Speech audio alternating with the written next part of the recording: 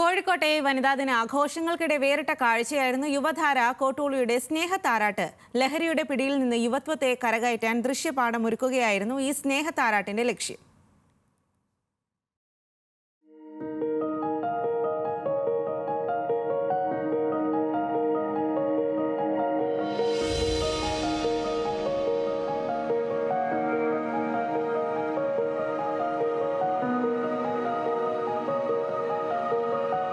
മാതാപിതാക്കളെപ്പോലും തിരിച്ചറിയാനാവാത്ത വിധം പിടിമുറുക്കുന്ന ലഹരി വ്യാപനത്തെ ആശങ്കയോടെയാണ് കോഴിക്കോട് കോട്ടൂളിയിലെ അമ്മമാർ കാണുന്നത്.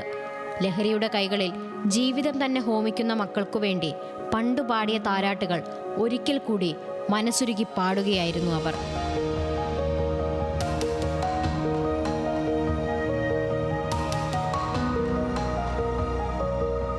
ഇന്ന് കുട്ടികൾ വലുതായപ്പോൾ അവരുടെ ഭാവിയെ ഇരുട്ടിലാക്കി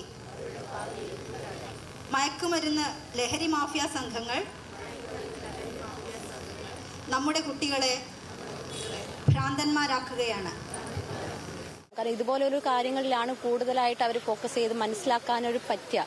അല്ലാതെ നമ്മളൊരു പ്രസംഗം അതിലെ ഉപരി വ്യക്തമാക്കുന്ന രീതിയിൽ ഇങ്ങനെയുള്ള ഒരു പ്രോഗ്രാമിലൂടെ ആളുകളിലേക്ക് ഇതിന്റെ തീവ്രത മനസ്സിലാക്കാൻ സാധിക്കും. മയക്കുമരുന്ന് ലഹരിയിൽ മാതാപിതാക്കളുടെ വരെ ജീവനെടുക്കുന്ന കുട്ടികളുടെ കാലത്ത് യുവതയിൽ ആഴത്തിലുള്ള അവബോധം സൃഷ്ടിക്കുകയാണ് കോട്ടൂളിയിലെ കൂട്ടായ്മയുടെ ലക്ഷ്യം. ചലച്ചിത്ര താരം കബനിയാണ് സ്നേഹത്താരാട്ടിന്റെ ഉദ്ഘാടനം നിർവഹിച്ചത്. ന്യൂസ് മലയാളം, കോഴിക്കോട്.